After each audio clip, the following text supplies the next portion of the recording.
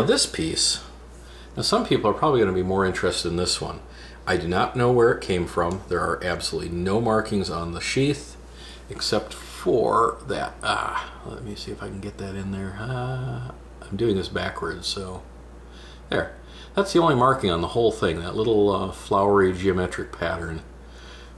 There's nothing else that shows maybe where this knife was made or what service used it. He brought it back from World War II.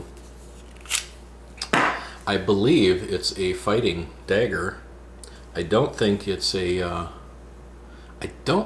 bayonet, but it might be. I don't know that much about them. I suspect this might be where it would attach if it was a bayonet. Pretty beat up, rusted, tip is broken, but there are no markings on this to show me where it came from. It's a wooden handle, full tang. Let's see what it is. What would it be about? It's it would have been about 5 1/8 inches long from where the guard is. The blade is sharp on this side all the way up, and then as you can see, or maybe not see, this is kind of a harder one to catch, it was also sharpened up to about there on the knife, and then it went flat. So it gets sharp right about in here. So the tip is sharpened on both sides. You can see it's pretty badly, it's not badly pitted, but it is very rusted. Not super deep pitting like the other knife though. There might be some kind of writing in here. I just can't tell. With my super duper reading specs on, I still can't see it well enough to determine, but it looks like there was some old writing in there. So I have no idea where this came from. I don't know that it's a German knife. I don't know if it's Italian. I don't believe my father fought in Italy. He was a light tank driver. He was in the Battle of the Bulge, I believe. I could probably look all this stuff up. I could find out what unit he was with. Anyway, these are just a couple of the things that I've salvaged that my father had. Of all those things, I think the lighter has the most meaning to me because it was something that he regularly used, and I remember him using it occasionally. I think he kind of moved over to a Zippo type of lighter and used that later in life. When I was a kid, I can remember him with the Zippo, but I remember him using that quite a lot when I was much tinier. And just thought I'd share these things with you. They're pretty cool. Unfortunately, when I was trying to scrape off some of the rust on that, I put a little divot in our countertop here with the point of that knife, which I didn't think was sharp enough to do anything, but it scraped it up pretty good in 2 places. Hope I don't get into too much trouble with that. The CRKT Delegate, you might remember, I was going to give this to my daughter, to my youngest daughter, because she had expressed an interest in getting a knife. However, my wife put her foot down and said, no, our 13-year-old daughter does not need a knife. And that's okay. I mean, I'm not upset. And actually, after further review, I think it's really a really hard knife to open. I'm having difficulty opening it. And I think it probably would have ended up cutting her finger off. This is pretty sharp. And I think it's a beautiful knife. So as a little bit of a review, this is what I'd like to do. This is the CRKT Delegate. And I don't know if you can see that or not, but yeah, you can. It's a nice little knife. I believe the blade is made out of stainless, and it's got a nice edge on it right now.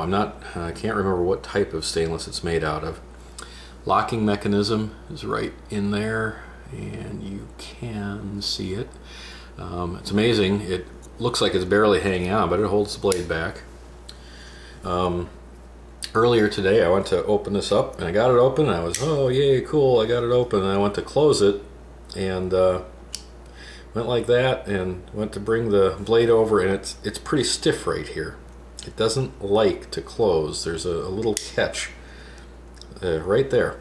You can see it's not locked, but it's locked. It doesn't come down anymore. So if you don't have it pressed, so I gave it another little press, and what happened is I was still putting pressure on with my index finger, and it came down really close to my finger and I dropped it. But if I had just let go, it's got a natural stop point. Oops, I can't see that. It's got a natural stop point right here. You can't close it more than that without applying additional pressure. So it's a nice little safety feature, I think. One thing I've heard people talk about is jimping, and this knife has absolutely no jimping. It's jimp free. So if you're into jimp free knives, this might be the one for you. Still, I think it's hard to open. Scary to close until you get the hang of it, and at least one-handed. Two-handed, it's no big deal. It seems to be very well constructed. I don't have any problems with any of the physical features. It's got a little lanyard hole there that's kind of cool. Looks a little bit, the metal's a little bit thin, but it probably lasts a good long time. It's got I don't know if they call that a belt clip or a pocket clip, but it doesn't work for either because it's impossible to get on a belt or a pocket unless you use it on your shirt pocket, and then your shirt hangs down funny. So that makes you look sort of darky anyway. But not a bad knife. I like it a lot. It's sharp out of the box, and pretty sturdy. So I'm going to be probably using this in place of my my handy dandy. Oh, don't have lint on there and show your knife off, Dave. This is my handy dandy knife I got from the NRA, which I think is a pretty design. I like this knife, but it's not as sharp as this one, and I don't think it ever was, nor do I think it ever will be. It's a nice little pocket knife, but it's, you know, more for opening envelopes than it is for opening much else. Certainly not for skinning a rabbit. This would actually probably do fairly well. Anyway, that's my review, and I'm sticking to it. You all have a great day. Hope you enjoyed those things. Let me know if you didn't. Let me know if I'm boring you. Let me know if the way I'm doing these videos could be improved. Give me some pointers. I really need it. As I said, I'm not a knife guy, so did my best with that.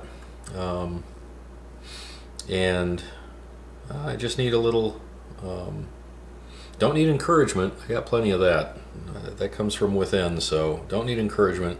What I need is criticism. Really good, solid, constructive criticism. If you can't be constructive about it, that's okay. I don't mind. Because if you're going to be nasty, your opinion doesn't count to me. If you're going to be nice, but good criticism, I will listen. That's what I do. Have a great day.